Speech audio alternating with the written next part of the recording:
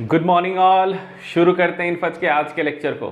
आज के लेक्चर में हम बात करने वाले हैं वेट मेजरमेंट के ऊपर। हमारा जो डिस्कशन होगा वो आज मेजरमेंट ऑफ वेट के ऊपर होगा। ठीक है, तो सेक्शन नंबर 5 का ही कंटिन्यूएशन है। अच्छा, आगे बढ़ने से पहले थोड़ा सा रिकॉल कर लेते हैं कि न्यूटन लॉज ऑफ मोशन में अब तक हमने क्या क्या पढ़ लिया है। देखिए, न्यूटन लॉज ऑफ मोशन में सबसे पहला जो सेक्शन हमने स्टार्ट किया था वहाँ पर बेसिक आपको 4 थियोरीज़ के ऊपर बताया गया था जो कि आज के डेट में रेलिवेंट है, और हर थियोरीज़ के अपने अपने डोमेन हैं डिपेंडिंग ऑन ऑब्जेक्ट का स्पीड एंड ऑब्जेक्ट का साइड। अपन पढ़ रहे हैं क्लासिकल मैकेनिक्स जो कि न्यूटन ने डिस्कवर किया था, न्यूटन ने समझाया था, इसलिए क्लासिकल मैकेनिक्स को न्यूटोनियन मैकेनिक्स भी कहते थे या कहते हैं। फिर उसके बाद हमने सेकेंड सेक्शन स्टार्ट कर लिया था। सेकेंड सेक्शन के अंदर आपको न्यूटन के 3 लॉज बताए गए, Newton first law, second law and third law.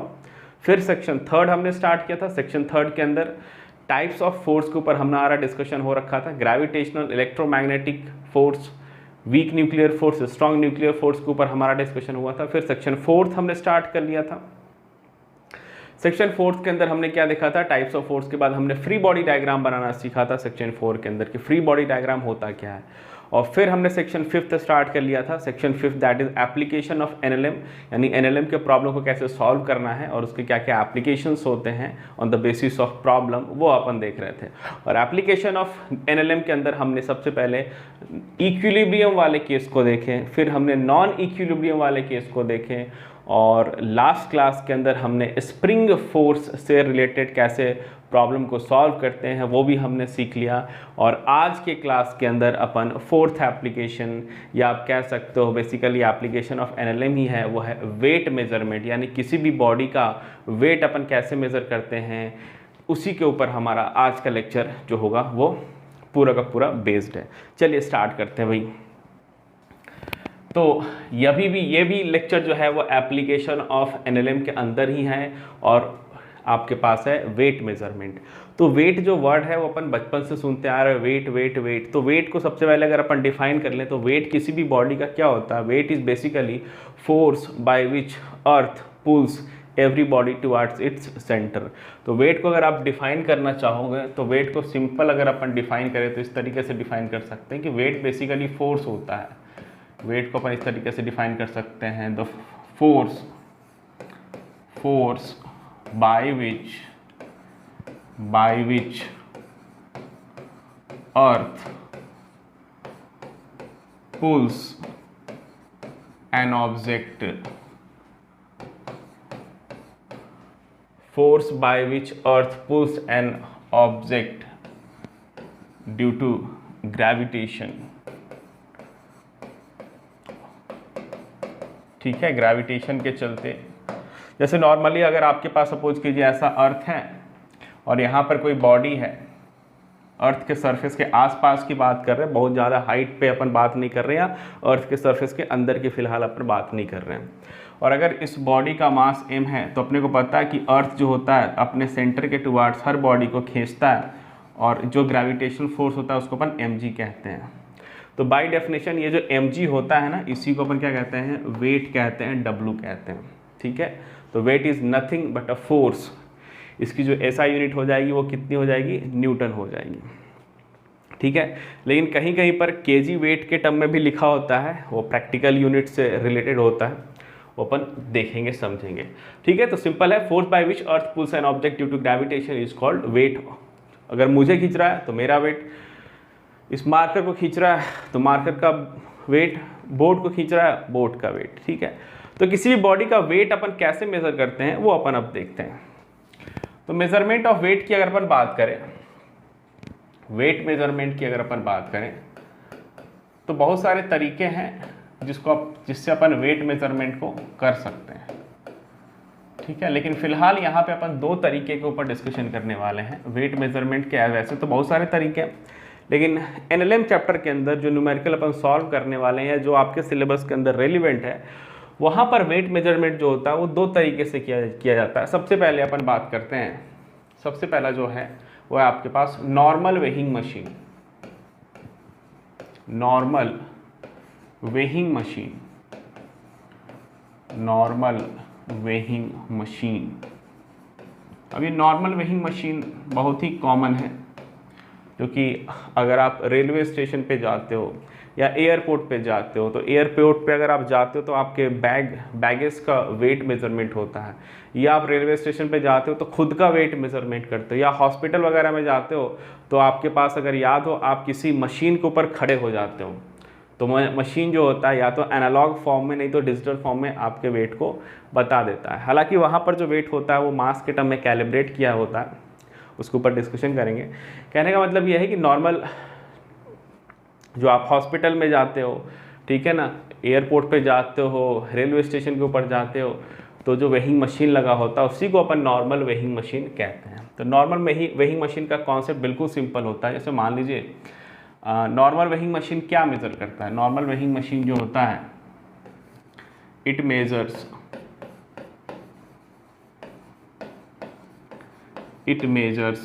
Normal force, it measures normal force. जैसे मान लीजिए अगर आप हॉस्पिटल में गए और आप वेइंग मशीन के ऊपर खड़े हो गए, ये आपका वेइंग मशीन है, WM लिख सकते हैं वेइंग मशीन, और ये किसी ग्राउंड पर रखा होता है, ठीक है। तो ये जो मशीन होता है, ये मशीन इस तरीके से डिज़ाइन किया जाता है कि मशीन और आपके बीच जो कांटेक्ट फोर्स है, जो नॉर्मल फोर्स है, उसको वो मशीन मेज़र कर लेता है। कैसे मेज़र करता है उसके ऊपर अपना डिस्कशन फ़िलहाल अभी नहीं करेंगे, कभी और मौका मिलेगा तो करेंगे, no doubt.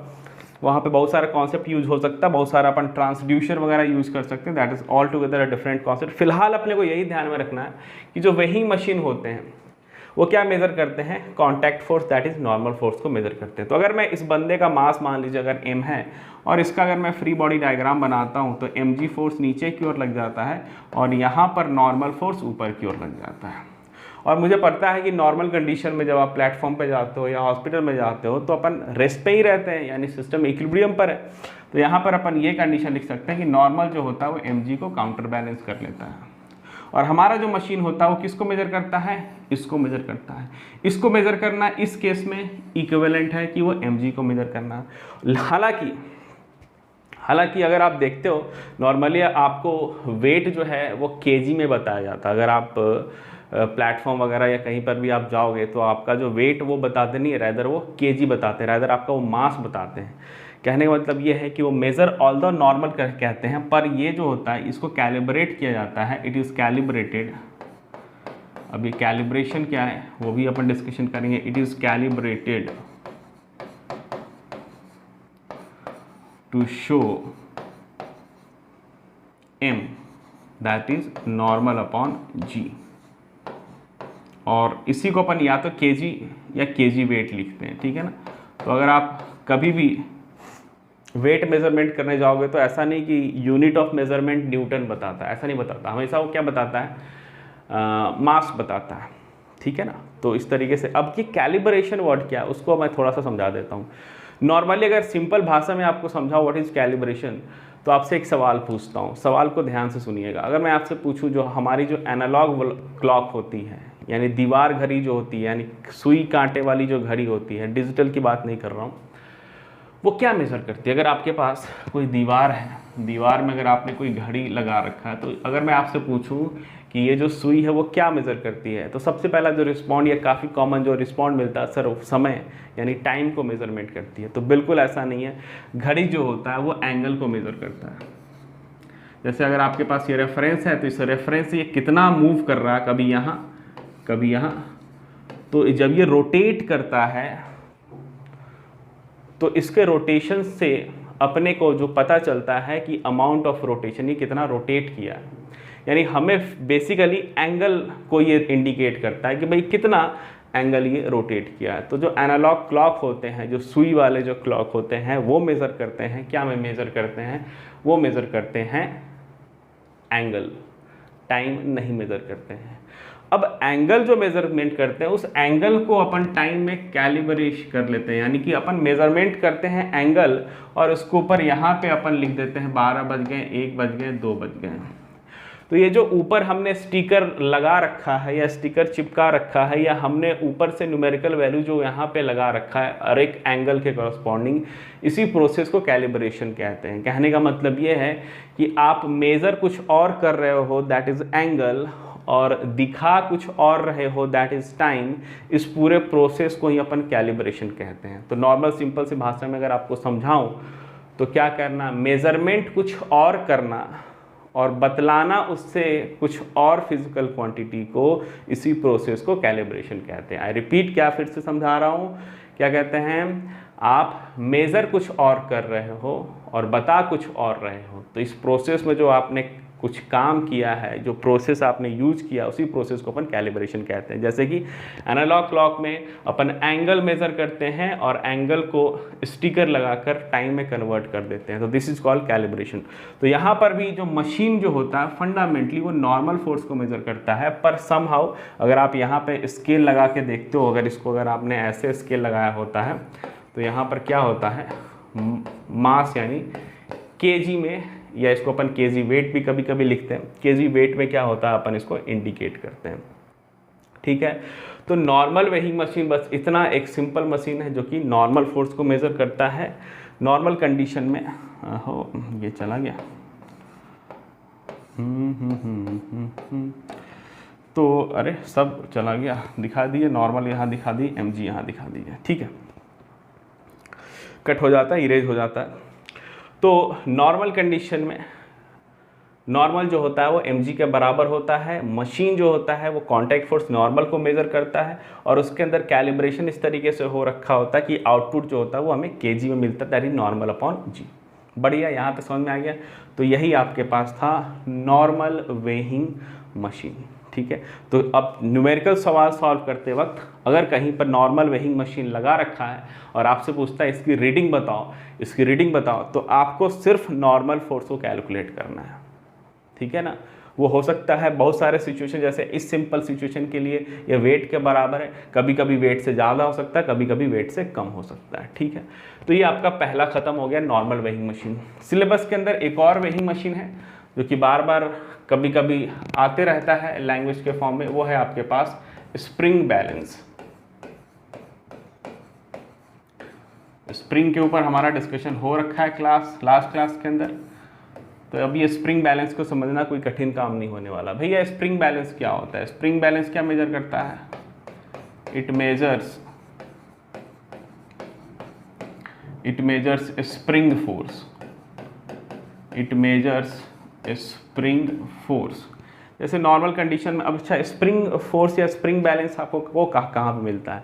Normal weighing machine का मैंने आपको एग्जांपल दिया, वो आपको रेलवे स्टेशन पे दिख जाएगा, पहले के रेलवे स्टेशन पे। आजकल तो मुझे शायद वो दिखता नहीं है। पहले के रेलवे स्टेशन पे आपके पास एयरपोर्ट के ऊपर दिख जाएगा, हॉस्पिटल के ऊपर दिख जाएगा, या नॉर्मल अगर आप किसी शॉप के ऊपर भी जाते हो तो शॉप के ऊपर आप देखते हो कि वो तौलते हैं, वो जो मेज़रमेंट करते हैं डिजिटल वाले से, तो कुछ सामान उसके ऊपर रख देते हैं। और वो एनालॉग वाली बात नहीं मैं कर रहा हूँ, तराजू की बात नहीं कर रहा हूँ, आजकल वो डिजिटल वाला मशीन आता है कि उसके ऊपर आपने रख दिया और वहीं पर नीचे में वो इंडिकेशन बता देते हैं, तो वहाँ पर भी नॉर्मल का मेज़रमेंट होता है। ठीक है, अब ये जो स्प्रिंग बैलेंस होता है, स्प्रिंग बैलेंस को आपने कभी आप लैब के अंदर गए होगे, साइंस लैब के अंदर गए होगे, तो आपको ये दिख जाएगा। ठीक है ना, तो स्प्रिंग बैलेंस में क्या होता है, नॉर्मल आपके पास एक स्प्रिंग होता है, बस नॉर्मल एक स्प्रिंग होता है और यहाँ एक हुक लगा रहता है। इसे अपन नॉर्मली सीलिंग के ऊपर या किसी फिक्स स्ट्रक्चर के ऊपर अपन बांध रखे होते हैं और इसको अपन एक सेफ केस के अंदर, अरे यार चला जा रहा है ये, इसको नॉर्मली ये सिस्टम ही पहले सिलेंडर टाइप स्ट्रक्चर बना लेते हैं अपन।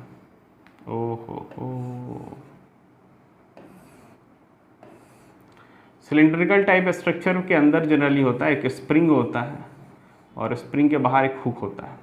और अगर आपको सपोज किसी ब्लॉक का वेट मेजरमेंट करना होता है तो अपन क्या कहते हैं, यहाँ से उस ब्लॉक को हैंग कर देते हैं, जैसे स्मॉल एम, इसका मुझे वेट मेजरमेंट करना होता है। ठीक है, तो नॉर्मल अगर मैं कंडीशन बात करूँ, ये अगर वर्टिकल प्लेन में रखा हुआ है, तो mg फोर्स तो इस पर नीचे एक्ट करेगा फॉर श्योर, है ना। और यहाँ पर इसको काउंटर बैलेंस कौन करेगा? स्प्रिंग फोर्स करेगा, स्प्रिंग फोर्स मेजर करेगा। तो नॉर्मल कंडीशन में आपके पास जो स्प्रिंग फोर्स होता है वो mg को बैलेंस आउट करता है, और हमारा जो स्प्रिंग बैलेंस होता है वो क्या करता है, स्प्रिंग फोर्स को मेजरमेंट कहता है। और वो स्प्रिंग फोर्स का हमारे पास फॉर्मूला होता है, क्या होता है, k इंटू एक्स, और x क्या होता है स्प्रिंग में, इलोंगेशन या कंप्रेशन। तो फंडामेंटली जो स्प्रिंग बैलेंस होता है वो इलोंगेशन या कंप्रेशन को मेजर करता है। क्या मेजर करता है, इलोंगेशन या कंप्रेशन को मेजर करता है, दैट इज x को मेजर करता है। और उस x को अपन k से मल्टीप्लाई कर देते हैं तो फोर्स आ जाता है, और फोर्स को g से डिवाइड कर देते हैं तो small m that is mass आ जाता है। तो ऑल्दो ये मेजर करता है स्प्रिंग फोर्स कह सकते हो, या आप इट मेजर्स इलोंगेशन या कंप्रेशन। और इलोंगेशन कंप्रेशन अगर मेजर कर लिया तो बेसिकली वो स्प्रिंग फोर्स ही है, तो पहले हमने गलत नहीं लिख रखा था, it measures elongation compression that is spring force, क्योंकि स्प्रिंग फोर्स जो होता है वो k इंटू एक्स ही होता है। तो it measures elongation compression that is spring force. तो ये x को फंडामेंटली x को मेजर करता है। तो उसके बाद अपन क्या करते हैं, कैलिब्रेशन वाला प्रोसेस मैंने आपको समझाया कि मेजर कुछ और करना है, स्टिकर या नोमेनक्लेचर ऊपर किसी और का रखना, इसी प्रोसेस को कैलिब्रेशन कहते हैं। तो यहाँ पर भी फंडामेंटली x मेजर होता है, यानी कि कंप्रेशन या इलोंगेशन मेजर होता है, उसको अपन k से मल्टीप्लाई कर देते हैं, fs चला आता है, फिर g से डिवाइड कर देते हैं तो मास चला आता है।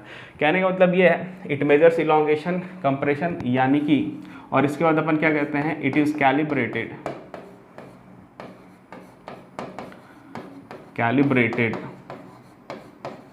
To give mass m। कैसे देता है ये, spring force k into X divided by g, और ये kg में नॉर्मली बताता है। यहाँ पर भी इलोंगेशन कंप्रेशन को मेजर करने के लिए यहाँ पर स्केल लगे होते हैं, और यहाँ पर एक डेटा मतलब ब्लैक कलर का होता है जो नॉर्मली वो ऊपर नीचे इसके ऊपर दिखाता है, और वाकई में ये इलोंगेशन कंप्रेशन को मेज़र करता है। लेकिन अगर मैंने इस फॉर्मूले के हेल्प से इलोंगेशन के साथ साथ k/g से मल्टीप्लाई कर दूंगा, फिर स्केल को कैलिब्रेट कर दूंगा kg के टर्म में, तो ये हमें डायरेक्टली मास बता देता है। ठीक है, तो नॉर्मली यही चीज़ है, सिंपल चीज़ है, क्लियर है। नॉर्मल कंडीशन में अगर अपन बात करेंगे तो एफ एस एम जी को काउंटर बैलेंस कर लेता है, लेकिन आगे आने वाले प्रॉब्लम में हो सकता है कभी कभी एफ एस एम जी से ज़्यादा हो जाए या एम जी से कम हो जाए, उस समय जो वेइंग आपका जो स्प्रिंग बैलेंस की जो रीडिंग होती है वो ज़्यादा और कम हो सकता है वेट के कंपैरिजन में। ठीक है, तो अभी तक जो हमने सिचुएशन डील किया वो काफ़ी सिंप्लीफाइड था। अब अपन न्यूमेरिकल के थ्रू थोड़ा थोड़ा अपन देखते हैं अलग अलग कंडीशन में इन पर थियोरी पर बेस्ड कैसे कैसे सवाल आ सकते हैं, उस पर अपन प्रैक्टिस करते हैं। तो सिंप्लीफाइड केस से स्टार्ट करते हैं भाई। पहले अपन एक दो सवाल नॉर्मल वाले सॉल्व कर लेते हैं, फिर स्प्रिंग वाले एक दो सवाल सॉल्व कर लेते हैं। भाई ओवरऑल मेरा मकसद यही है बताने का कि अगर सवाल के अंदर वेट वर्ड आ जाए ना, वेट बताओ, ये नॉर्मल वेइंग मशीन है, ये स्प्रिंग बैलेंस है, तो आपको घबराना नहीं है, आपको फंडामेंटली F=ma लगाना है, आपको न्यूटन लॉज ऑफ मोशन ही लगाना है, इस नाम से घबराना नहीं। ठीक है, तो एग्जांपल देखते हैं, बहुत ही सिंपल एग्जांपल है। एक लिफ्ट वाला केस लेके चलते हैं, ये काफ़ी पॉपुलर है केस। आपके पास एक लिफ्ट है, जो कि फिलहाल ऊपर एक्सेलरेट कर रहा है ए से। क्या कर रहा है? ऊपर एक्सेलरेट कर रहा है ए से, और यहाँ पर आपके पास वेइंग मशीन रखा हुआ। कौन सा वेइंग मशीन है? जो नॉर्मल मेजर कर सकता है, और एक बंदा है यहाँ पे, एक बंदा जिसका मास m दे रखा है। ठीक है, और अगर अपन ग्राउंड से ऑब्जर्व कर रहे हैं इस चीज़ों को, ग्राउंड से अगर आप इस चीज़ को ऑब्जर्व कर रहे हो, यानी ये ऑब्जर्व करेगा, तो वो क्या देखेगा कि लिफ्ट के साथ साथ ये बंदा, वेइंग मशीन सब ऊपर की ओर एक्सेलरेट कर रहे हैं।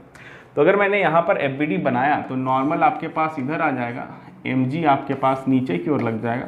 यानी इस बंदे का अगर मैं FBD बनाता हूँ तो नॉर्मल और mg के अलावा और कोई फोर्स लग नहीं रहा भाई, और एक्सेलरेट भी कर रहा ही है। तो अगर इसके लिए मैं न्यूटन के लॉ को लगाता हूँ तो क्या लिखूंगा, इक्वेशन क्या लिखूंगा मैं? देखिए इक्वेशन में लिखता हूँ, इधर लिख देता हूँ, ठीक है, इधर लिख देता हूँ। आप क्या इक्वेशन लिखोगे? नॉर्मल माइनस mg की वैल्यू ma के बराबर हो जाएगा, जो लिफ्ट का एक्सेलरेशन का नेट फोर्स की वैल्यू मास इंटू एक्सेलरेशन किसका, इस पे अपन काम कर रहे हैं। तो यहाँ से जो नॉर्मल आता है वो कितना आ जाता है, mg प्लस ma चला आता है। और जैसा कि मैंने आपको समझाया, वेइंग मशीन जो होता है वो नॉर्मल को मेज़र करता है, स्प्रिंग बैलेंस जो होता है स्प्रिंग फोर्स को मेजरमेंट करता है। अब वो नॉर्मल सिचुएशन के अंदर mg के बराबर हो जाता है तो that is a different thing. लेकिन यहाँ पर देखिए, यहाँ पर नॉर्मल जो है mg प्लस ma के बराबर है, तो इस mg को अपन रियल वेट कहते हैं, इस नॉर्मल को अपन एपरेंट वेट कहते हैं। समझ में आ रहा है? क्लियर है यहाँ तक? तो इस नॉर्मल को अपन एपरेंट वेट कहते हैं, यानी हमें जो यहाँ पर रीडिंग मिलेगा, ठीक है ना, इसको कभी कभी mg इफेक्टिव भी लिख सकते हैं। तो आप ये देख सकते हो, नॉर्मल को आप यहाँ पे कह सकते हो एपरेंट वेट कह सकते हो, जो हमें दिखाई पड़ेगा, जो हमें फील होगा, जो हमें सुनाई या समझ में आएगा, वो है आपके पास एपरेंट वेट। ये आपके पास क्या आ जाएगा? रियल वेट आ जाएगा, ये वाला। जैसे यहाँ पे नॉर्मल हो गया, इसको आप लिख सकते हो रियल वेट। वाकई में तो वेट यही है, अपने को मेजरमेंट तो ये चाहिए था, लेकिन यहाँ पर एपरेंट वेट हमें ये दिखाई पड़ता है, ठीक है। और प्लस यहाँ पर एक टर्म है, इसको आप ma कह सकते हो। यानी आप देख सकते हो कि एपरेंट वेट जो है, यानी कि मशीन की जो रीडिंग होगी वो बढ़ जाएगी, हमें हमारे वेट से ज़्यादा का रीडिंग शो करेगा। यानी कि अगर मैं 75 kg का हूँ तो हो सकता है मेरा वेट वो 90 kg दिखा दे, 100 kg दिखा दे, तो ऊपर जाते वक्त क्या हो गया? वेट आपका बढ़ गया, ठीक है। इसी का एक दूसरा स्पेशल केस है, क्या हो अगर लिफ्ट नीचे की ओर एक्सेलरेट करने लगे। यानी कि इस एग्जांपल में हमें बेसिकली पूछा गया था, इस एग्जांपल बेसिकली हमें यही पूछा गया था, find reading of weighing machine, find reading of weighing machine. तो वो हमने देख लिया कि वेइंग मशीन जो रीड दिखा रहा है उसको अपन एपरेंट कहते हैं, जो हमें दिखाई पड़ता है, और वो रियल वेट से अधिक आ गया। कितने से अधिक आ गया? m/a से अधिक आ गया। एक दूसरे एग्जाम्पल पे अपन, बिल्कुल सेम एग्जाम्पल है, एक दूसरा एग्जाम्पल लेते हैं। यहाँ पर भी सवाल वही है, लेकिन यहाँ पर जो कंसिडरेशन होने वाला है कि लिफ्ट आपकी अब की बार क्या हो रहा है, वो नीचे की ओर एक्सेलरेट कर रहा है। लिफ्ट जो है वो नीचे की ओर एक्सेलरेट कर रहा है। ओहो, ये आपका वेइंग मशीन है, यहाँ पर WM, उसके ऊपर आपका ये कोई बंदा है। देखिए, एक्सेलरेशन ऊपर नीचे होने का मतलब ये नहीं कि वेलोसिटी भी उसी डायरेक्शन में होगी, वेलोसिटी ऊपर नीचे कुछ भी हो सकता है, अपन यहाँ पे एक्सेलरेशन की बात कर रहे हैं। फिर से इस चीज़ को अगर मैंने ग्राउंड से ऑब्जर्व कोई बंदा कर रहा है और इसका अगर फ्री बॉडी डायग्राम मैं बनाऊँ तो नॉर्मल ऊपर लग जाएगा, इसका खुद का वेट अगर मास m ले रखे हैं तो अपन mg नीचे की ओर लग जाएगा, और इस केस में हमें ये क्या दिखाई पड़ता है कि ये नीचे की ओर एक्सेलरेट कर रहा है। तो इसके लिए अगर मैं इक्वेशन लिखूंगा तो क्या लिखूंगा? यहीं पे लिख देते हैं, स्पेस है आपके पास, क्या आपके पास mg minus n equals to ma। इसको रीअरेंज करेंगे तो नॉर्मल की वैल्यू किसके बराबर आ गई? mg माइनस ऑफ ma के बराबर हो गया। यानी यहाँ पर जो आपके पास जो एपरेंट वेट है वो रियल वेट से घट गया, यानी कि आपको वेट जो होगा वो हल्का फील होगा। यानी यहाँ पर जो एपरेंट वेट है ये नॉर्मल एपरेंट वेट, ये आपके पास रियल वेट है। तो रियल वेट से अपन क्या कर रहे हैं? कुछ टर्म को सब्ट्रैक्ट कर रहे हैं, यानी घटा रहे हैं। यहाँ पे देखिए, इस केस में अगर लिफ्ट ऊपर की ओर एक्सेलरेट कर रहा था तो रियल वेट से एपरेंट वेट यानी रीडिंग जो थी मशीन की वो ज़्यादा हो गई। यहाँ पर क्या हुआ? रियल वेट से ये घट गया, यानी यहाँ पर आप अपने आप को हल्का फील करोगे। ठीक है, यहाँ तक समझ में आ गया? क्लियर है? यहाँ पर इसका एक स्पेशल केस है, इसका एक स्पेशल केस है, वो है वेटलेसनेस का। यहाँ पर वेटलेसनेस नहीं आता है, यहाँ पर वेटलेसनेस आता है। तो वेटलेसनेस का मतलब क्या हुआ कि हमें हमारा वेट फील ही नहीं हो। अच्छा, हमें हमारा वेट फील क्यों होता है? क्योंकि हमें नीचे से नॉर्मल फोर्स मिल रहा होता है। अगर नॉर्मल फोर्स मिलना बंद हो जाए, इसका मतलब हम हवा में उड़ने लग जाएं, उसी को तो वेटलेसनेस कहते हैं। तो यहाँ पर भी वेटलेसनेस का मतलब नॉर्मल की वैल्यू 0 हो जाए। तो समहाउ अगर एक्सेलरेशन मैंने इतना रख दिया, एक्सेलरेशन को अगर मैं g रख दूँ या g से अधिक रख दूँ, if acceleration is greater equal to g, अगर मैंने एक्सेलरेशन को नीचे जाते हुए वक्त एक्सेलरेशन को g या g से अधिक रख दिया, यानी ma को mg या mg से ज़्यादा रख दिया, मतलब अगर ये टर्म तो आपका फिक्स हो गया mg जो कि अर्थ पुल कर रहा है, और ये टर्म को मैंने चेंज कर दिया, a को मैंने g या g से ज़्यादा रख दिया, इसका मतलब ये जो टर्म होगा ma वो इससे इसके बराबर या इससे ज़्यादा होगा। अगर a को g रखूँगा तो दोनों टर्म कैंसिल आउट हो जाएगा। अगर मैं a को g से अधिक रखूँगा तो फिर ये ओवरऑल नॉर्मल की वैल्यू क्या हो जाएगी, निगेटिव हो जाएगी। तो आप कह सकते हैं नॉर्मल की वैल्यू इक्वल टू या निगेटिव आ जाएगी। अब जैसा कि मैंने आपको लास्ट क्लास के अंदर समझाया था कि टेंशन जो होता है वो हमेशा पुलिंग फोर्स होता है, इसलिए टेंशन की जो वैल्यू होगी वो हमेशा ग्रेटर देन 0 होगी। अगर टेंशन की वैल्यू 0 या निगेटिव आ रहा है इसका मतलब स्ट्रिंग जो हो गया है वो स्लैक हो गया। उसी तरीके से जिस तरीके से टेंशन आपका हमेशा वन डायरेक्शनल फोर्स है यानी पुलिंग है, उसी तरीके से जो नॉर्मल फोर्स होता है वो हमेशा पुशिंग इन नेचर होता है। नॉर्मल फोर्स जो होता है वो हमेशा पुशिंग इन नेचर होता है। तो ऑलरेडी जब आपने उसको डायरेक्शन ले लिया है इसका मतलब नॉर्मल की जो वैल्यू होगी वो हमेशा ग्रेटर देन 0 ही आना चाहिए। क्या आना चाहिए, ग्रेटर देन 0 आएगा। इसका मतलब वाकई में कांटेक्ट बना हुआ है। अगर नॉर्मल फोर्स की वैल्यू इक्वल्स टू 0 या निगेटिव आता है इसका मतलब कांटेक्ट छूट चुका है। समझ में आ रही बात। तो just like tension, pulling, normal, pushing, वो भी यूनिडायरेक्शनल, ये भी यूनिडायरेक्शनल है, वो भी ग्रेटर देन 0 होगा, ये भी ग्रेटर देन 0 होगा। निगेटिव का मतलब नॉर्मल निगेटिव या 0 का मतलब कांटेक्ट छूट चुका है। टेंशन 0 या निगेटिव का मतलब क्या होता है, स्ट्रिंग जो हो गई वो स्लैक हो पड़ गई है, ढीली पड़ गई। तो यहाँ पर भी नॉर्मल इक्वल्स टू 0 यानी कांटेक्ट छूट गया। निगेटिव का ही मतलब ऐसा नहीं कि इस डायरेक्शन में फोर्स लगने लगेगा, इसका मतलब यही होता है कि इस डायरेक्शन में फोर्स कभी लग ही नहीं सकता है, that is not physically possible. इसका मतलब ये क्या है, कांटेक्ट छूट चुका है। तो अगर ऐसा होता है तो वाकई में क्या होता है, यहाँ पर कांटेक्ट छूट जाता है, ठीक है ना, कांटेक्ट आपका छूट जाता है और सभी चीज़ें हवा में तैरने लगती है और आपको वेटलेसनेस की तरह फील होता है। इसी को अपन क्या कहते हैं, फ्री फॉल भी कहते हैं। फ्री फॉल का मतलब हालांकि एक्सेलरेशन जी के बराबर होता है, कोई बात नहीं। तो अगर ए जी के बराबर होगा तो ये फ्री फॉल जैसा कुछ करने लगता है, क्योंकि नॉर्मल 0 हो गया, सॉरी अभी भी फ्री फॉल ही करेगा क्योंकि नॉर्मल 0 हो गया। इस पर सिर्फ mg फोर्स लग रहा है, mg फोर्स लग रहा है। तो अगर मैं ग्राउंड से देखूंगा तो इस पर सिर्फ mg फोर्स लगेगा, mg फोर्स लगेगा, इसका मतलब acceleration due to gravity g होगा। इसी को अपन फ्री फॉल कहते हैं। तो फ्री फॉल का मतलब हो गया एक्सेलरेशन की वैल्यू 0। किसकी एक्सेलरेशन, मैं अब लिफ्ट की एक्सेलरेशन की बात नहीं कर रहा हूँ, मतलब एक्सेलरेशन में बंदे की बात कर रहा हूँ, एक्सेलरेशन ऑफ मैन की बात कर रहा हूँ। लिफ्ट के एक्सेलरेशन की बात मैं नहीं कर रहा हूँ क्योंकि लिफ्ट का एक्सेलरेशन जी या जी से अधिक होगा।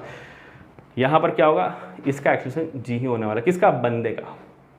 क्लियर है, यहाँ पर वेटलेस है, कॉन्सेप्ट समझ में आ गया, ठीक है। कभी कभी क्या होता है सवाल में वेलोसिटी दे देते हैं, वेलोसिटी ऊपर है वेलोसिटी नीचे है। तो मुझे पता है कि अगर लिफ्ट का वेलोसिटी कांस्टेंट है, ऊपर हो या नीचे हो, वेलोसिटी कांस्टेंट का मतलब कितना हो गया, एक्सेलरेशन की वैल्यू 0 हो गई। एक्सेलरेशन की वैल्यू 0 हो गई तो आप इस वाले केस में डालो या इस वाले केस में डालो, आपका ma वाला टर्म 0 हो जाएगा। ma वाला टर्म 0 होगा मतलब नॉर्मल mg के बराबर होगा, नॉर्मल mg के बराबर होगा। कहने मतलब ये है कि लिफ्ट अगर कांस्टेंट वेलोसिटी से मूव करता है तो आपका अपरेंट वेट रियल वेट के बराबर होगा। अगर नहीं मूव करता यानी एक्सेलरेटेड है, ऊपर नीचे के अकॉर्डिंग वेट बढ़ भी सकता है, घट भी सकता है। तो यहाँ पर भी सवाल वही था आपके पास, find reading of weighing machine. सवाल में आपको as a part of theory है, कोई बात नहीं है, मैं यहाँ पे लिख देता हूँ find reading of weighing machine. तो ये काफ़ी popular, find reading of weighing machine काफ़ी पॉपुलर आपके पास एग्जाम्पल रहता है, लिफ्ट वाला केस, ठीक है। तो फिजिक्स के अंदर, मैकेनिक्स के अंदर वेट यानी कि अगर वेइंग मशीन लगा हुआ तो नॉर्मल आपको बतलाना है, ठीक है, क्लियर। चलिए, नॉर्मल अगर आप बता दोगे तो वेट वही रहेगा, ऑप्शन में आप चेक कर सकते हैं। अगर न्यूटन में दे रखा हुआ तो आप न्यूटन में दे देंगे, अगर केजी में दे रखा हुआ तो जी से डिवाइड करके केजी वेट बता देंगे। चलिए अगले एग्जांपल की ओर चलते हैं।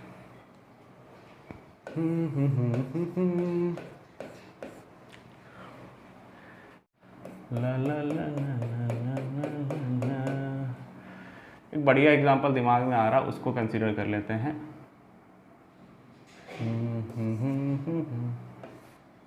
सिंपल ही है, ये आपके पास पुल्ली है, ये भी आपके पास एक पुल्ली है, ठीक है।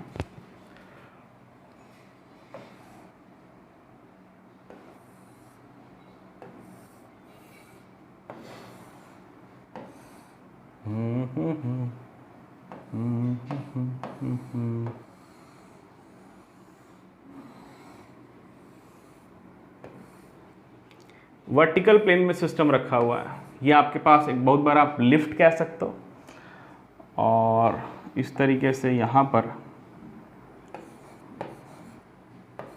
एक बंदा है, वो इसको पकड़ा है और यहाँ पर एक वेइंग मशीन लगा रखा है, WM यानी वेइंग मशीन। ठीक है, वर्टिकल प्लेन में समहाउ कुछ ऐसा एक सिचुएशन है, आप कह सकते हो किसी एक्शन मूवी का एक सीन मैंने यहाँ पर बना लिया। किसी एक्शन मूवी का एक सीन है, आपके पास ये पुल्ली है, यहाँ पर भी पुल्ली है, आइडियल पुल्ली स्ट्रिंग सिस्टम है। और क्या कर रहा है बंदा, क्या कर रहा है, इसको खींच रहा है। बंदा क्या कर रहा है, अपने आप को खींच रहा है। बंदे का मास अपन स्मॉल m ले लेते हैं और हाँ भाई, तो सवाल फटाफट आप लोग समझ लीजिए, बीच में पॉज हो गया था। सवाल में आपके पास वही है कि आपके पास एक आइडियल स्ट्रिंग पुली सिस्टम है वर्टिकल प्लेन के अंदर, और एक आपके पास लिफ्ट जैसा स्ट्रक्चर है, लिफ्ट के अंदर एक बंदा है और एक वेइंग मशीन यहाँ पे रखा हुआ है। स्मॉल m जो है, स्मॉल m दे रखा है mass of man, capital M जो दे रखा है mass of weighing machine plus lift. ठीक है, तो ये आपके पास लिफ्ट है, लिफ्ट के ऊपर वेइंग मशीन है, वेइंग मशीन के ऊपर बंदा है। और बंदा क्या कर रहा है, अपने आप को गिरने से बचाने के लिए वो क्या करता है, इसको पुल करता है, इसको खींचेगा। इसको खींचेगा तभी इसमें टेंशन आएगा, और टेंशन अगर आएगा तभी ये ओवरऑल सिस्टम जो होगा वो यहाँ पर होल्ड रखे रहेगा। अगर वो इसको नहीं खींचता है तो चूंकि वर्टिकल प्लेन में सिस्टम रखा हुआ, ओवरऑल सिस्टम आपका नीचे की ओर गिर जाएगा। तो वो आपसे सवाल यही पूछा गया है, find reading of weighing machine if system is in equilibrium, यानी बंदे ने इस तरीके से होल्ड किए हुए है कि पूरा का पूरा सिस्टम जो है वो वर्टिकल प्लेन में इक्विलिब्रियम पर है। ठीक है, तो इस कंडीशन में आपसे बस यही पूछा है कि ये जो वेइंग मशीन की रीडिंग कितनी होगी, यानी आपसे बेसिकली नॉर्मल पूछा है, और ऑप्शन में अगर आप न्यूटन देखोगे तो वही आंसर होगा, और अगर ऑप्शन में आपको केजी वेट या केजी पे दे रखा होगा तो आप उसको जी से डिवाइड कर दोगे। चलिए तो फटाफट मैं इसको सॉल्व करता हूँ, करना कुछ नहीं, आपको एफबीडी बनाना है। ठीक है, तो देखिए सवाल उसी टाइप के रहने वाले हैं, किस टाइप के, जैसा अपन अब तक करते हैं, F = ma, यानी कि न्यूटन लॉ ही चल रहा है, कुछ नया चीज़ नहीं कर रहे हैं, अपन कर रहे हैं। ठीक है, बस हाँ एक बात जरूर है कि हमने 2-3 नया टर्मिनोलॉजी सीख लिया है। ठीक है ना, अपरेंट वेट क्या होता है, वेइंग मशीन क्या होता है, नॉर्मल वेइंग मशीन क्या होता है, स्प्रिंग बैलेंस क्या होता है, बस यही हमने सीखा हुआ। चलिए कहानी करते हैं। सबसे पहले अपन क्या करते हैं, इस बंदे का एफबीडी बनाते हैं। ठीक है ना, बंदे का एफबीडी बनाएंगे अपन, तो ये रहा बंदा आपका। ठीक है ना, नीचे ये वेइंग मशीन के साथ है, तो वेइंग मशीन इस पर नॉर्मल लगाएगा। यही नॉर्मल फाइंड करना हमारा काम है, हमारा मकसद है। ठीक है, बंदा क्या कर रहा होगा, खींच रहा होगा। ठीक है, तो बंदा सपोज कीजिए इस पे अगर फोर्स F से खींचता है तो यही फोर्स टेंशन के बराबर होगा। क्यों, आप आसानी से देख सकते हो, अगर आप इतने पोर्शन का एफबीडी बनाओगे तो यहाँ पर टेंशन अगर T लग रहा होगा और यहाँ पर आपने F से खींचा है, मुझे पता है ये सिस्टम मासलेस है, इस पे इतने पे नेट फोर्स को जीरो होना पड़ेगा। नेट फोर्स को जीरो होने के लिए टेंशन जो होगा वो F को काउंटर बैलेंस करेगा, यानी tension must be equals to F। यहाँ तक समझ में आ गया। हमने एक छोटू सा एफबीडी बनाया है, छोटे से पार्ट का। किस पार्ट का, स्ट्रिंग के पार्ट का। ये चूंकि मासलेस है, इस पे नेट फोर्स जीरो लगने वाला है, यानी इधर तो टेंशन लगेगा, इधर आपने F लगाया तो F must be equals to tension, मतलब आप जितना फोर्स लगाओगे वही टेंशन होगा। ठीक है, तो अगर आपने F लगा दिया तो वही टेंशन के बराबर है, यानी मैं यहाँ पर भी आप टेंशन ही लिख सकते हो, कोई बड़ी चीज़ नहीं है, यही आपके पास टेंशन हो गया। ठीक है, तो आप इसको इस तरीके से देख सकते हो। अगर आप इस यहाँ पर T है, यहाँ पर भी टेंशन T होगा, यहाँ पर भी टेंशन T होगा, यहाँ पर टेंशन कितना आ जाएगा, 2T आ जाएगा। अरे तू क्यों घबरा रहा है। ठीक है, यहाँ तक बढ़िया है, क्लियर है। तो बंदे का अगर मैं एफबीडी बना रहा हूँ तो उसका खुद का वेट mg तो नीचे एक्ट करेगा ही सही, नॉर्मल फोर्स भी लगेगा। इसके अलावा यहाँ पर एक न्यूटन का थर्ड लॉ का बहुत ही अच्छा इस्तेमाल किया गया है, वो ये कि अगर बंदा रोप को अपनी ओर खींचता है टेंशन से, T से, F से, तो न्यूटन के थर्ड लॉ के अकॉर्डिंग रोप भी क्या करेगा, बंदे को ऊपर की ओर खींचेगा टेंशन से, F से। ठीक है, तो यहाँ पर अगर मैंने टेंशन T यूटिलाइज कर रहा हूँ तो बंदा पर एक यहाँ पर टेंशन भी लग जाएगा। ये टेंशन कौन लगा रहा है, रोप लगा रहा है। किस पे लगा रहा है, बंदे पे लगा रहा है। क्यों लगा रहा है, because of Newton third law. बंदे ने रोप को खींचा टेंशन T से, तो रोप भी क्या करेगा, टेंशन T से बंदे को ऊपर अपनी ओर खींचेगा। ठीक है, सिस्टम चूंकि इक्विलिब्रियम में है तो इसके लिए आप इक्वेशन बना सकते हो। क्या इक्वेशन बना सकते हो, यहाँ पे बना लेते हैं भाई। नॉर्मल प्लस टेंशन की जो वैल्यू होगी वो स्मॉल mg के बराबर होगी, और मुझे नॉर्मल फाइंड करना है, टेंशन को एलिमिनेट करना पड़ेगा। अब टेंशन को एलिमिनेट करने के लिए अपन क्या करें बताइए। टेंशन को एलिमिनेट करने के लिए अपन एक काम ये कर सकते हैं, अपन इस पूरे सिस्टम का एफबीडी बना सकते हैं। या तो आप लिफ्ट का अलग से बना लीजिए, बंदे का अलग बना लीजिए, उससे भी आंसर आएगा। लेकिन पूरे को एक सिस्टम मानने से आपके वेरिएबल थोड़े, या मैथमेटिक्स मेरे को ऐसा लग रहा है कि सिंप्लीफाई हो जाएगा। तो अपन क्या करते हैं, पूरे को कलर ले लेते हैं, दूसरा येलो कलर ले लिया। अब अपन क्या करेंगे, चूंकि इस पूरे का एफबीडी बनाएंगे, ये पूरा का पूरा एक सिस्टम है। सिस्टम के अंदर हर एक आपके पास लिफ्ट हो गया, वेइंग मशीन हो गया और बंदा, तीनों का तीनों सिस्टम जो है, या तीनों का तीनों जो बॉडी है वो इक्विलिब्रियम पर है, यानी आप तीनों को एक सिस्टम की तरह ले सकते हो। अगर मैं इस सिस्टम का एफबीडी बनाऊंगा तो इसके अंदर स्मॉल एम भी है और कैपिटल एम भी है, तो टोटल मास कितना लग गया, small M plus capital M into G, दिखा दिया यहाँ पे। इसके अलावा बाकी अंदर में जो नॉर्मल होंगे, कांटेक्ट फोर्स होंगे, वो इंटरनल होंगे, कैंसिल आउट कर जाएंगे। जब अपन किसी भी बड़े सिस्टम को देखते हैं ना, तो उस पर एक्सटर्नल फोर्स देखते हैं, अपन ये नहीं देखते हैं कि अंदर वाले पे कितना फोर्स लगा रहा है। अपन इंटरनल फोर्स और एक्सटर्नल फोर्स के बारे में ऑलरेडी हमने डिस्कस कर रखा है। तो यहाँ पे अपन एक्सटर्नल फोर्स की बात करते हैं। ये भी एक्सटर्नल फोर्स है। क्यों एक्सटर्नल फोर्स है, क्योंकि इसको लगाने वाला अर्थ है और अर्थ हमारे सिस्टम के बाहर का बॉडी है, ठीक है। उस तरीके से यहाँ पे देखिए, यहाँ पर भी टेंशन चूंकि हमेशा पुल करेगा और यहाँ पे भी आपके पास टेंशन नहीं है, लगभग 2T है। तो T plus 2T that is net upward force must counter balance small m plus capital M into G, ठीक है। तो अब इसके सिस्टम को, वहाँ वाला को अपन यहाँ पर इक्वेशन लिख लेते हैं। आइए भाई लिखिए, इसके लिए क्या इक्वेशन लिखेंगे, 2T plus T that is आपके पास 3T की वैल्यू किसके बराबर होगी, small m plus capital mg, यानी कि small mg plus capital mg। तो टेंशन की वैल्यू आप यहाँ से उठा के रख सकते हो, small m plus capital m g by 3, कहाँ पे रखेंगे, यहाँ पे रखेंगे। तो यहाँ वाला इक्वेशन कैसे कन्वर्ट हो जाता है, देखिए नॉर्मल की वैल्यू किसके बराबर आ जाएगी, स्मॉल mg माइनस टेंशन। अब टेंशन की वैल्यू देखिए कैसा लिख दिया मैंने, small m into G by 3 और कैपिटल माइनस में आ गया तो minus of capital m g upon 3।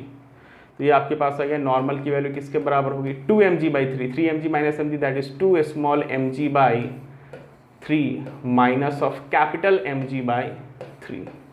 यानी नॉर्मल की वैल्यू की अगर अपन बात करें तो आप यहाँ से g को कॉमन निकाल सकते हो, आ जाएगा 2 times small m minus capital m g upon 3।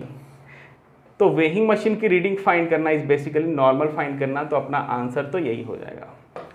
अब इस आंसर को जस्टिफाई करने के लिए यहाँ पर एक कंडीशन मैच करना चाहिए, वो ये करना चाहिए कि अगर अपन चाहते हैं कि नॉर्मल, तो मुझे पता है कि हमेशा ग्रेटर इक्वल्स टू 0 होगा, तो नॉर्मल को ग्रेटर इक्वल्स टू 0 होने के लिए स्मॉल 2m को कैपिटल M से बड़ा होना पड़ेगा।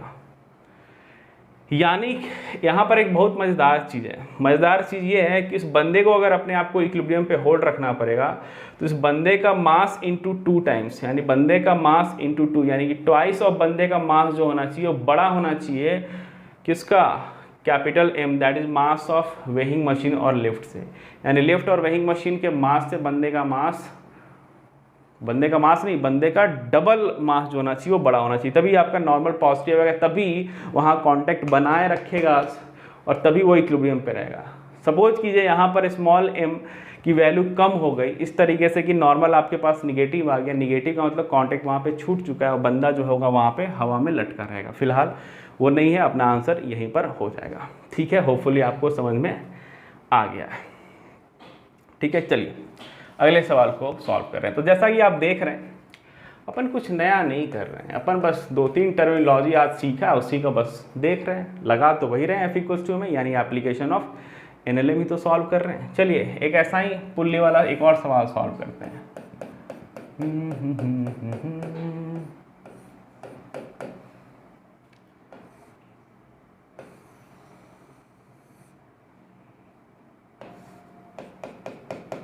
क्लैंप है यहाँ पे, एक स्ट्रिंग नहीं, अब की बार ये क्लैंप किया हुआ है यहाँ पे, ध्यान रखिएगा। और उसी तरीके से एक और पुल्ली है, ये भी समहाउ यहाँ पर क्लैंप कर रखा है, मतलब फिक्स कर रखा है पुल्ली को मैंने यहाँ पे।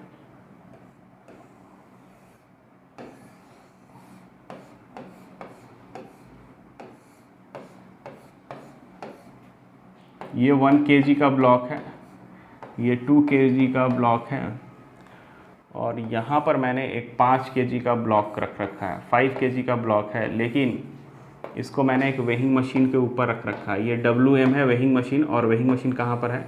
ग्राउंड पर है। ग्राउंड जो है वो काफ़ी नीचे है, तो ग्राउंड है, ग्राउंड के ऊपर वेइंग मशीन, और वेइंग मशीन के ऊपर 5 kg का ब्लॉक है, और ये 5 kg का जो ब्लॉक है वो स्ट्रिंग के थ्रू कनेक्टेड है।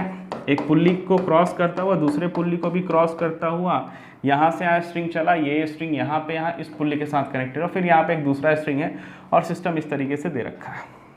ठीक है, तो आपसे इस वेइंग मशीन की रीडिंग पूछी गई है। ध्यान रखिएगा, हम लोग जो अभी इक्वेशन सॉल्व कर रहे हैं वो लीनियर इक्वेशन सॉल्व कर रहे हैं। F इक्वल्स टू ma जो है वो एक लीनियर इक्वेशन है ना, यहाँ पे स्क्वायर वाले टर्म नहीं आते हैं, और जहाँ पे लीनियर इक्वेशन होता है वहाँ पे सॉल्यूशन जो होते हैं वो एक ही होते हैं। ठीक है ना, अगर आप कोई बहुत सारे सेट ऑफ लीनियर इक्वेशन या एक लीनियर इक्वेशन को सॉल्व करते हो तो सॉल्यूशन एक ही बनना चाहिए, बहुत सारा सॉल्यूशन नहीं बनना चाहिए। छोटी छोटी बात है, आपको धीरे धीरे मैं समझा रहा हूँ। चलिए, तो सवाल आपसे क्या पूछ रहा है वो मैं आपसे बता देता हूँ। Find reading of weighing machine, यानी कि नॉर्मल आपसे पूछा है, दैट्स इट। फिलहाल के लिए अपन बात करें नॉर्मल पूछा है। चलिए, वीडियो को पॉज कीजिए एंड सॉल्व कीजिए, पॉज एंड सॉल्व।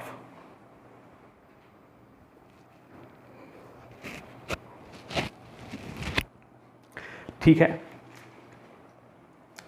अब मैं सॉल्व करके बताता हूँ। देखिए, यहाँ पे टेंशन होगा, यहाँ पे टेंशन होगा, यहाँ पे भी टेंशन होगा, और ये टेंशन इसको अगर मैं फ्री बॉडी डायग्राम बनाता हूँ, जैसे मान लीजिए यहाँ पे टेंशन मैंने T बनाया, यहाँ पे T होगा, तो यहाँ पे कितना होगा? 2T होगा, क्योंकि इस पुल्ली पे नेट फोर्स को 0 होना है। यही 2T यहाँ होगा, यही 2T यहाँ पर होगा। तो इसका अगर मैं FBD बनाऊंगा तो 2T यहाँ पे लग जाएगा, और इसका खुद का वेट mg यानी कि 50 इधर लग जाएगा। ठीक है, अब यहाँ पर पॉसिबिलिटी ये है कि हो सकता है ये ऊपर उठ जाए, क्योंकि इधर भी काउंटर बैलेंस है, या हो सकता है नहीं भी उठे। तो यहाँ पर दो पॉसिबिलिटी है, या तो उठ जाएगा नहीं तो नीचे रहेगा। दोनों तो एक साथ हो नहीं सकते। जैसा अभी भी मैंने आपको समझाया, एक हिंट दिया था कि अपन लीनियर इक्वेशन सॉल्व कर रहे हैं तो सॉल्यूशन एक ही होगा, या कि पॉसिबिलिटी एक ही होगा, या तो 5 kg उठ जाएगा नहीं तो यहीं पे रहेगा। अब इसमें से कौन सा सिचुएशन होगा ये अपने को पता करना होगा। अब देखिए, सवाल में आपसे रीडिंग पूछ रखा है, तो जब ये उठ जाएगा तो कांटेक्ट छूट जाएगा, तो रीडिंग कितना हो जाएगा? 0 हो जाएगा। और जब वो कांटेक्ट नहीं छोड़ेगा यानी उठेगा नहीं, उस समय रीडिंग यानी नॉर्मल फोर्स जो 0 नहीं होगा, कुछ ना कुछ फाइनाइट होगा, वही आंसर होने वाला। तो आप दोनों में से कोई एक पॉसिबिलिटी लेके सॉल्व कर लीजिए, उसको अपन क्रॉस वेरीफाई भी कर सकते हैं। जैसे कि मैंने मान लिया कि सिस्टम इक्विलिब्रियम पर है, ये वाला सिस्टम, ये 5 kg इक्विलिब्रियम पर है, यानी नॉर्मल फोर्स वहाँ पे कुछ ना कुछ है। ठीक है, सॉल्व होकर अगर वो निगेटिव आ जाता है, 0 आ जाता है, इसका मतलब मेरा अजम्पशन गलत हो गया। ठीक है ना, मैंने आपको फिर से समझाया, दो पॉसिबिलिटी है, 5 kg या तो यहीं पे पड़ा रहे या तो उठ जाए। मुझे नहीं पता तो मैं मान के आगे बढ़ता हूँ। मैंने क्या मान लिया? मैंने मान लिया कि सिस्टम 5 kg इक्विलिब्रियम पर है, यानी वो ऊपर नहीं गया। और ये सारा इक्विलिब्रियम पर मानते हुए प्रॉब्लम को सॉल्व करूँगा, और सॉल्व करने के बाद यहाँ पे नॉर्मल कैलकुलेट करूँगा। अगर नॉर्मल निगेटिव आ गया, इसका मतलब मेरा अजम्पशन गलत हो गया, निगेटिव का मतलब कांटेक्ट नहीं है। और अगर पॉजिटिव आ गया, इसका मतलब मेरा अजम्पशन सही है, वाकई में यहाँ पे कांटेक्ट बना होगा। तो क्रॉस वेरिफिकेशन अपन इस तरीके से कर सकते हैं। चूंकि लीनियर इक्वेशन सॉल्व करें तो एक ही आपके पास सिचुएशन, एक ही सॉल्यूशन पॉसिबल, इसलिए ये अजम्पशन लेना सही बैठता है मैथमेटिकली। चलिए, तो इसको मैंने इक्विलिब्रियम पे माना, यानी कि ये सिस्टम यहाँ से यहाँ, ये अगर ये 5 kg और इस पुल्ली, ये 5 kg ये पुल्ली, अगर 5 kg इक्विलिब्रियम पे होगा तो ये पुल्ली भी फिक्स हो गया कि नहीं हो गया? अगर ये पुल्ली फिक्स हो गया, इसका मतलब सिर्फ इसके ऊपर ये मूव करेगा। और ये एटूड मशीन अगर आपको याद हो, सिंपल स्ट्रिंग पुल्ली सिस्टम जो मैंने आपको पढ़ाया था, तो यहाँ पर टेंशन और एक्सेलरेशन का फॉर्मूला आपको बोला था याद रखने के लिए, याद अपने आप हो जाता है। एक्सेलरेशन का फॉर्मूला क्या था अगर आपको याद हो? m2 - m1 g upon m2 + m1। और टेंशन का फॉर्मूला अगर आपको याद हो, यहाँ पर आता था 2m1 m2 upon m1 + m2 × g यानी कि 10, अगर आपको याद हो। क्योंकि ये आपका अगर फिक्स हो गया, ये फिक्स हो गया, तो सिंपल यही मूव करेगा। आपका ये पुल्ली फिक्स हो गया, ये सिंपल यही मूव करेगा। यानी एटूड मशीन जो हमने डिस्कस किया था, स्ट्रिंग पुल्ली सिस्टम, बहुत ही सिंपल वाला जो केस डिस्कस किया था, वही सिस्टम बन गया। ये ऊपर वाले इन सब को आप भूल जाइए, सिर्फ आप इस पर फोकस बनाए रखिए, सिर्फ इस पर फोकस बनाए रखिए। तो टेंशन आ गया 2m1 m2 upon m1 + m2 × g। Suppose कि इसकी वैल्यू कितनी आती है, लेट अस कैलकुलेट। इसकी वैल्यू आपके पास आ गई 2 2 ज़ा 4 इंटू 10 दैट इज 40/3। ये कितना आ गया 40/3। ठीक है, 2 2 ज़ा 4 इंटू 10 40/3। और यहाँ टी तो ये 2t की वैल्यू कितनी आ जाएगी 40/3 इंटू 2 करेंगे तो कितना है 80/3। यहाँ भी 2t यहाँ भी 2t, अगर इसके एबिलिटी में बात करें तो कितना आ जाएगा 80/3 और इसका वेट 50 है। बताइए 80/3 बड़ा कि 50 बड़ा? 80/3 बड़ा कि 50 बड़ा? 50 बड़ा है ना भाई, 50 बड़ा ना। 80/3 की वैल्यू कितनी आ जाएगी 3 ज़ा 9, 3 से भी कम होगा। इसका मतलब यहाँ पे नॉर्मल की जो वैल्यू होगी वो जीरो या निगेटिव नहीं होने वाली है, पॉजिटिव होने वाली। सिस्टम को इक्विलिब्रियम पे रहना, तो इसके लिए क्या इक्वेशन बनेगा भाई 5 kg को इक्विलिब्रियम पे रखने के लिए नॉर्मल जो कि अपने को कैलकुलेट करना है प्लस 80/3 जो कि टेंशन है दैट मस्ट काउंटर बैलेंस उसका खुद का वेट 50। तो यहाँ से नॉर्मल की वैल्यू आपके पास पॉजिटिव आ रहा है, पॉजिटिव आ रहा है। इसका मतलब हमारा एजम्पशन जो था वो सही था, वाकई में 5 kg आपका रेस्ट पे होगा और ये बस सिंपल सा मूव करेगा। तो यहाँ पे आप देख सकते हो 3 5 जो कितना हो गया 150 माइनस 80 दैट इज 70/3 न्यूटन है। और यही आपका आंसर है, यही रीड करेगा आपका वेइंग मशीन। अगर नॉर्मल निगेटिव आ जाता है इसका मतलब मेरा एजम्पशन गलत था, यहाँ पे कांटेक्ट छूट चुका है और हमें फिर कांटेक्ट छूट गया तो नॉर्मल वेइंग मशीन की रीडिंग कितनी हो जाएगी 0 हो जाएगी। बहुत ही सिंपल तरीके से, ठीक है। तो इस तरीके से सवाल में आपको वेइंग मशीन इंट्रोड्यूस करके पूछा जाएगा, घबराने का नहीं है। चलिए नॉर्मल वेइंग मशीन पे तो हमने अच्छे खासे सवाल एक दो देख लिए हैं, एक दो सवाल अपन स्प्रिंग बैलेंस के ऊपर देख लेते हैं, ठीक है। बहुत छोटे छोटे सवाल हैं। आपके पास ये लिफ्ट है, लिफ्ट ऊपर की ओर एक्सेलरेट कर रहा है g/2 से, और यहाँ पर आपने क्या करा है एक स्प्रिंग रखा है। ये भी आपके पास हो ये सिलेंडर बनाने से सॉफ्टवेयर इस तरीके से रीड करता है कि वो कट कर देता है।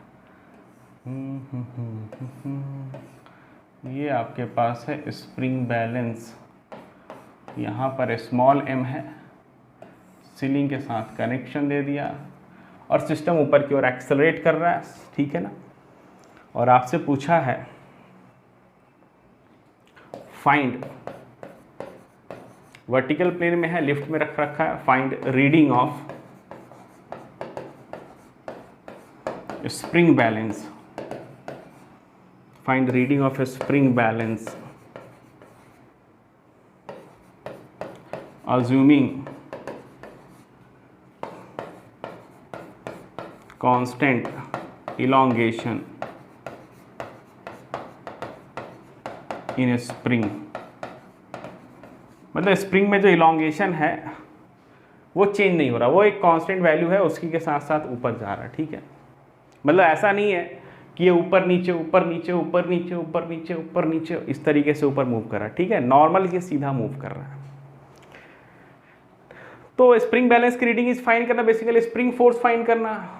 और अगर आंसर में ऑप्शन में आपके केजी या केजी वेट में दे रखा हुआ तो उसको जी से डिवाइड कर देना, और कुछ नहीं करना भाई। इसका बीडी बना लीजिए, स्प्रिंग फोर्स ऊपर की ओर लग जाएगा क्योंकि इलोंगेशन है तो पुल करेगा, और यहाँ पर mg आ गया।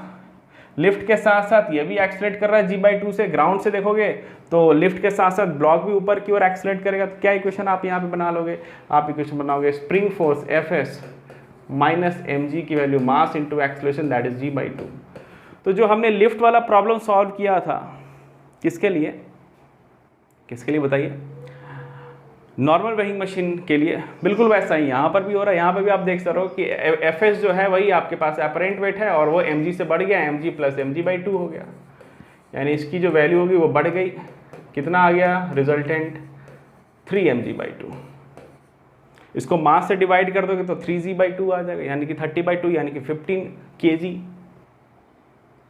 नहीं सॉरी, जी मास से नहीं डिवाइड करना, जी से डिवाइड करना होता है, सॉरी मास से डिवाइड नहीं करेंगे। तो 3m/2 आपके पास आ जाएगा। मतलब यही आपकी रीडिंग हो जाएगी डिपेंडिंग ऑन ऑप्शन कैसा दे रखा है। कोई नया चीज़ नहीं है, कुछ बहुत बड़ी चीज़ अपन नहीं कर रहे हैं। समझ में आ गया, होपफुली आपको क्लियर हो गया होगा। चलिए एक और प्रॉब्लम सॉल्व करते हैं इस तरीके से। मतलब स्प्रिंग बैलेंस की रीडिंग, मतलब आपको स्प्रिंग फोर्स फाइंड करना और कुछ नहीं। एग्जाम्पल, यहाँ पर भी एक पुल्ली है, यहाँ पर भी एक पुल्ली है, सवाल देख के आपको डरना नहीं है। एक ब्लॉक यहाँ पे है, एक ब्लॉक यहाँ पर है।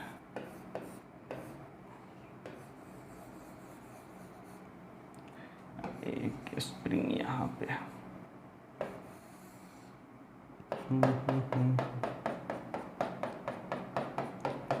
ग्राउंड लेवल सेम है आपके पास, कह सकते हो ये 5 kg है का ब्लॉक दे रखा है और ये 2 kg का ब्लॉक दे रखा है।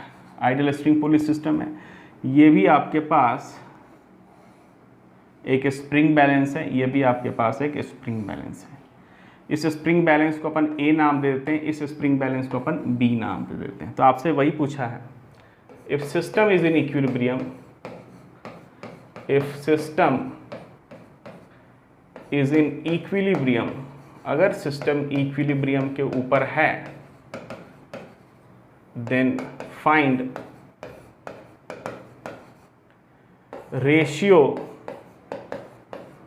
ऑफ weight reading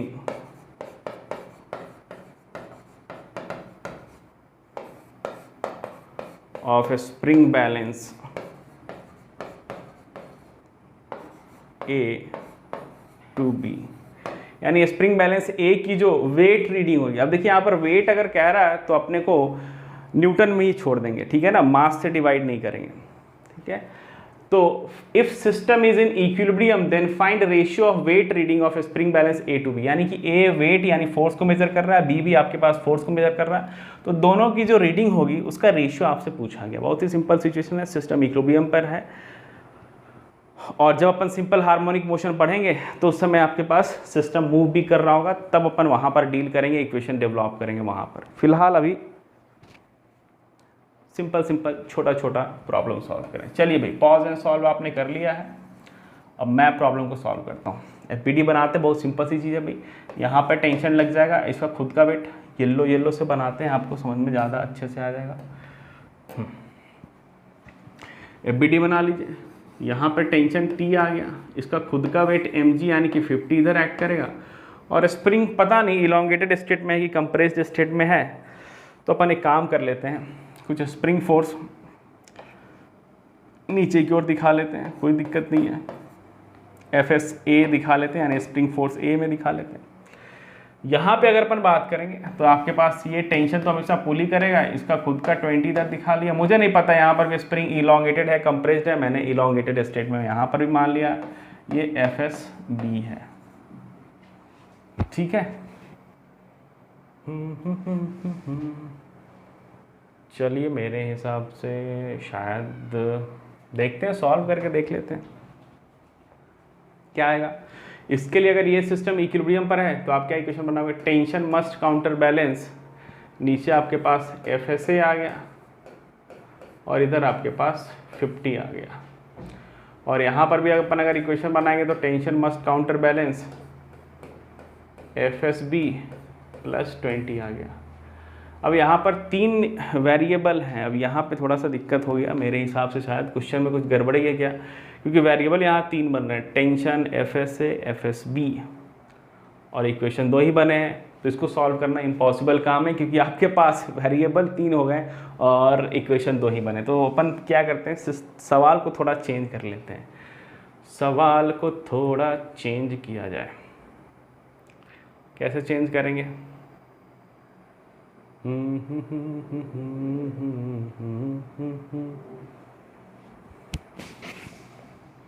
क्या सवाल को चेंज करें भाई, फटाफट बताइए। FSA और FSB, यहाँ FSA और FSB में एक रिलेशन आ जाएगा, रेशियो तो शायद ना आए, दोनों इक्वेशन का LHS आपके पास सेम दे रखा है, दोनों का आप RHS बराबर कर लीजिए, यानी FSA plus 50 must be equals to FSB plus 20, यानी कि FSA माइनस FSB, या उल्टा क्योंकि ये ज़्यादा है, तो FSB माइनस FSA की जो वैल्यू होगी वो 50 माइनस 20 कितना होगा, 30 होगा। चलिए, तो सवाल अपन इससे ज़्यादा नहीं सॉल्व कर सकते क्योंकि फंडामेंटली गलत हो जाएगा, क्योंकि आपके पास इक्वेशन 2 ही है, टेंशन ये वाला और ये वाला, और वेरिएबल 3 हो गया। तो फंडामेंटली इसको अपन सॉल्व नहीं कर सकते, तो सवाल को ही थोड़ा सा चेंज कर लेते हैं। सवाल को अपन रेशियो ना पूछ के अपन सब्ट्रैक्शन ही पूछ लेते हैं, ये मज़ेदार चीज़ रहेगा।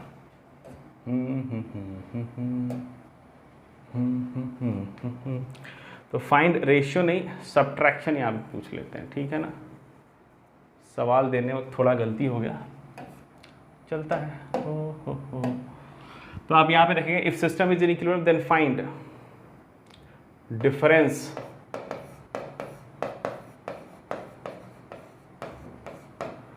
Of weight reading of spring balance A to B, ठीक है। अच्छी बात है, ठीक है। ये मैंने कब प्रॉब्लम को सॉल्व किया है, इलोंगेटेड स्टेट में मान के प्रॉब्लम को सॉल्व किया। अगर मैंने कंप्रेस्ड स्टेट मान लिया होता, चलिए ये जो मैंने सवाल सॉल्व किया है इसके बहुत सारे सॉल्यूशन एग्जिस्ट कर सकते हैं क्या, क्योंकि ये आपके पास इलोंगेटेड है, ये भी इलोंगेटेड, ठीक है। तो ये भी एजम्पशन मानना पड़ेगा कि दोनों आपके पास इलोंगेटेड स्टेट में है। डिपेंड करता है कि आपने पुल्ली को काफ़ी ऊपर रख रखा होगा तो ऑब्वियसली दोनों इलोंगेट कर जाएंगे, तो ये भी फंडामेंटल एजम्पशन मानना पड़ेगा। If system is in equilibrium, then find difference of weight reading of spring balance A to B, assuming elongation in both spring। तो सवाल को थोड़ा मॉडिफाई करना पड़ेगा, नहीं तो सवाल सॉल्व ही नहीं होगा। तो इलोंगेशन था इसलिए पुल कर रहा था, इलोंगेशन था इसलिए पुल कर रहा था, तो FA से FSB की डायरेक्शन क्लियर हो गई। सवाल बताना पड़ेगा, माय मिस्टेक, मैंने शुरुआत में सवाल में ये इन्फॉर्मेशन नहीं दिया था, इसकी वजह से सवाल में 2 इक्वेशन 3 वेरिएबल आ रहे थे जिसको सॉल्व करना इम्पॉसिबल है। तो सवाल में मैंने तो थोड़ा सा सवाल को चेंज किया, एक तो डिफरेंस आपसे पूछा और ये मनवाया, सवाल बोल रहा है मानने के लिए कि दोनों इलोंगेटेड स्टेट में है। दोनों अगर इलोंगेटेड स्टेट में होगा तो ये भी खींचेगा, ये भी खींचेगा, पुल करेगा, तो अब डायरेक्शन दोनों की क्लियर हो गई। वेट तो है ही भाई 50-50, तो आपने क्या लिख दिया, FSB प्लस 20 FSA प्लस 50, तो FSB ज़्यादा होगा, FSB ज़्यादा होगा FSA से, 50 - 20 30। अब ये बिल्कुल सही है, ठीक है। होता है कभी कभी, टेंशन लेने वाली बात नहीं है। चलिए अगले प्रॉब्लम की ओर चलते हैं। नेक्स्ट प्रॉब्लम, अगले प्रॉब्लम में अपन क्या करते हैं, स्प्रिंग बैलेंस के साथ साथ नॉर्मल वेइंग बैलेंस को भी अपन रखने की कोशिश करते हैं। ये आपके पास एक आइडियल स्प्रिंग पुली सिस्टम हो गया। यहाँ पर अपन एक स्प्रिंग बैलेंस नहीं, एक यहाँ पे ब्लॉक लगा लेते हैं 2 kg का।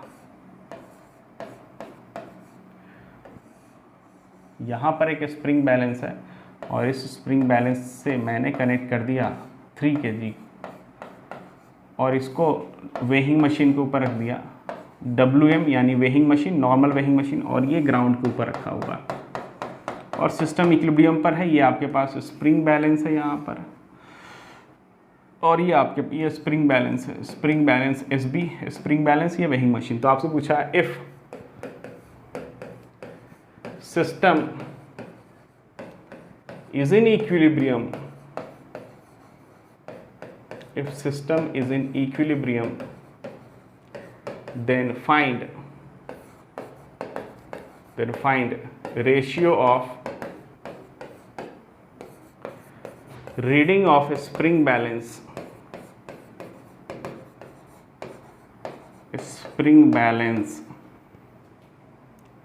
या आप कह सकते हो वेट रीडिंग, आप कह सकते हैं फाइंड रेशियो ऑफ, वेट की बात कर रहे हैं अपन, यानी कि कैलिब्रेट नहीं करना है अपने को, weight reading of spring balance to that of normal weighing machine, normal या सिंपली आप वेइंग मशीन भी लिख सकते हैं, वेइंग मशीन, ठीक है। सिंपल सी बात है, सिस्टम आपका इक्विलिब्रियम पर है, 2 kg आइडियल स्प्रिंग पुली सिस्टम, एक स्प्रिंग बैलेंस, 3 kg के ऊपर वेइंग मशीन रखा हुआ। चलिए पॉज कीजिए एंड सॉल्व कीजिए भाई, पॉज एंड सॉल्व। आइए मैं सॉल्व करके आपको बताता हूँ। FBD बनाते हैं अपन, FBD बनाते हैं भाई। सिस्टम इक्विलिब्रियम पर है तो यहाँ पर टेंशन होगा और टेंशन mg यानी कि 20 को बैलेंस कर रखा होगा, यानी टेंशन की वैल्यू हो गई 20, खत्म, ख़त्म नहीं हुआ, अभी इसका पोर्शन ख़त्म हो गया। और मुझे पता है कि इधर स्ट्रिंग है और वही स्ट्रिंग इधर स्प्रिंग में जा रहा है, और चूंकि सारे के सारे मासलेस है, ये भी मासलेस है, तो हर एक क्रॉस सेक्शन पे क्या होने वाला है, टेंशन या आप स्प्रिंग फोर्स की वैल्यू क्या होने वाली है, सेम होने वाली है। यानी अगर यहाँ टेंशन T है तो वही यहाँ पर भी स्प्रिंग फोर्स होगा, ठीक है ना। तो मैं अगर इसमें बात करूँगा तो ये आपके पास स्प्रिंग फोर्स होगा, स्प्रिंग फोर्स, और स्प्रिंग फोर्स जो होगा वो टेंशन के बराबर ही होगा। क्यों? क्योंकि ये सीरीज में लगे हुए मासलेस सिस्टम है। मैंने आपको समझाया कि अगर कोई भी आपके पास मासलेस सिस्टम दे रखा है और आप किसी भी पोर्शन का एफबीडी बनाते हैं तो जो यहाँ पर होगा वही यहाँ पर होने वाला है। फोर्स क्यों होने वाला है? बिकॉज मासलेस हो गया तो मास एक्सेलरेशन का प्रोडक्ट जीरो हो गया, तो नेट फोर्स जीरो होना है, तो जो अगर आप यहाँ पे लगाओगे वही आपको यहाँ पे लगाना पड़ेगा। बात आ रही है समझ में? तो उसी तरीके से यहाँ पे आपके पास ये पूरा का पूरा स्ट्रिंग प्लस स्प्रिंग एक मासलेस हो गया, स्ट्रिंग प्लस स्प्रिंग मासलेस हो गया, तो उसके हर एक पोर्शन पर जो फोर्स लग रहा होगा वो सेम होने वाला। तो यहाँ पर जो टेंशन होगा वही यहाँ पर स्प्रिंग फोर्स होगा, ठीक है। हट जाइए, चलिए ये हो गया। अब वेट की बात करें तो कितना आ जाएगा, mg 30 और यहाँ पर नॉर्मल आ गया। तो और टेंशन के वैल्यू आपको पता है कितना होने वाला, 20 होने वाला। तो अगर मैं 3 kg के इक्विलिब्रियम की बात करूँ तो नेट अपवर्ड फोर्स कितना हो गया, नॉर्मल, जो कि वेइंग मशीन का रीडिंग होने वाला है, प्लस टेंशन यानी स्प्रिंग फोर्स कितना 20 के बराबर हो गया, और ये आपके पास नेट डाउनवर्ड फोर्स mg 30 को बैलेंस कर रखा है। यानी नॉर्मल यहाँ पे जीरो नहीं है, 30 - 20 कितना आ गया, 10 आ गया। तो नॉर्मल की जो रीडिंग हो गई वही वेइंग मशीन की रीडिंग हो गई, और जो टेंशन हो गया वही स्प्रिंग फोर्स का रीडिंग हो गया। तो सवाल में क्या पूछा है, weight reading of spring balance. तो स्प्रिंग बैलेंस जो वेट रीड करेगा वो कितना रीड करेगा, 20 FSP। और नॉर्मल वेइंग मशीन क्या रीड करेगा, नॉर्मल, और नॉर्मल के लिए आपने कितना फाइंड किया, 10 फाइंड किया, तो इसका रेशियो कितना आ जाएगा, 2। यही आपका आंसर है, ठीक है। तो आज के लेक्चर के अंदर हमने क्या क्या सीख लिया, आज के लेक्चर में हमने ये सीखा कि नॉर्मल कंडीशन में वेट दैट इज़ mg को मेज़र करने के दो तरीके हो सकते हैं, एक नॉर्मल मेज़र करके, दूसरा स्प्रिंग बैलेंस पे स्प्रिंग फोर्स को मेज़र करते हुए, ठीक है। प्रैक्टिकली जब अपन देखते हैं तो आपको कैलिब्रेटेड वैल्यू मिलती है, लेकिन fundamentally spring balance spring force को मेज़र करता है और नॉर्मल वेइंग मशीन नॉर्मल को मेज़र करता है। तो सवाल में कहीं ये दोनों इंस्ट्रूमेंट इनकॉर्पोरेट कर दिए गए हैं तो आपको घबराना बिल्कुल नहीं है। बिल्कुल आप जैसे NLM सॉल्व करते हो वैसे ही सॉल्व करेंगे, बस स्प्रिंग फोर्स को रीडिंग ऑफ स्प्रिंग बैलेंस कह देंगे और नॉर्मल फोर्स को reading of normal weighing machine कह देंगे, ठीक है। तो आज अपन इतना ही रहने देते हैं, मिलते हैं अपन नेक्स्ट लेक्चर के अंदर, अगले क्लास के अंदर। तब तक के लिए आप लोग पढ़ते रहिए, मस्त रहिए और ज़बरदस्त रहिए। चलिए बाय।